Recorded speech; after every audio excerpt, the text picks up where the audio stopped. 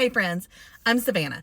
I'm not an attorney, but I am in school to be one. This is not legal advice because I am not legally able to give you legal advice. If you need legal advice, please consult with an attorney in your state. That being said, let me tell y'all what I learned in school today.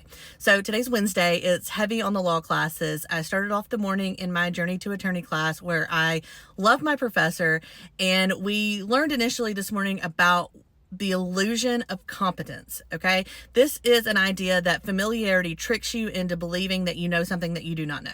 Like, for example, if you have to read a case and you read this case over and over again, and then you say, watch a YouTube brief about it. Okay, so you're like, I got this. Okay, but you don't got this, and you don't realize that you don't got this until you are put on the spot about it and you have to got it.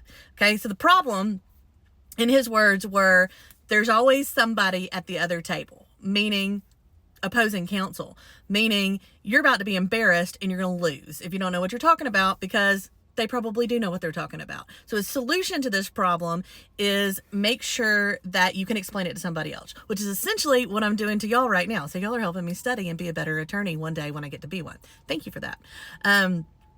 Anyway, so that's what you do, and that's how you solve that problem. The next thing we learned about defamation cases. You can have two types of defamation: slander or libel. Slander is a spoken word, and libel is when it's written. The elements of this that it has to be for you to have a case: it has to be a false statement of fact. If what they say about you is true, you don't have a case and you're going to lose. People can apparently say whatever they want about you as long as it's true. If it's not true, and second element, it causes injury, then you have a defamation case. So if you've lost your job, if it's caused some kind of financial harm to you by what they said, then you have a case. Okay, moving on. Next class, justice advocacy. I'm having trouble today talking. Justice advocacy. We learned how to do direct examinations, and his tips for direct examinations, there was 4 main ones. Number 1, he said, own the room before you start, meaning if the jury's whispering to each other, people are kind of chitter-chattering, chatting, whatever. He said what he likes to do is just stand there with his arms crossed and wait for everybody to notice him. Kind of like, I think the teachers in Catholic school used to do that. When we were in school, they would just stand there with that look on their face like, okay, whenever you're ready.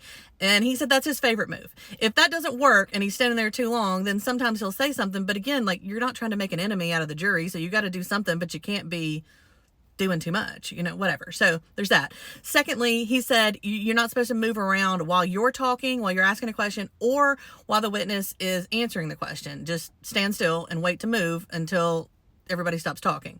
No compound questions. You can only ask one question at a time. So you can't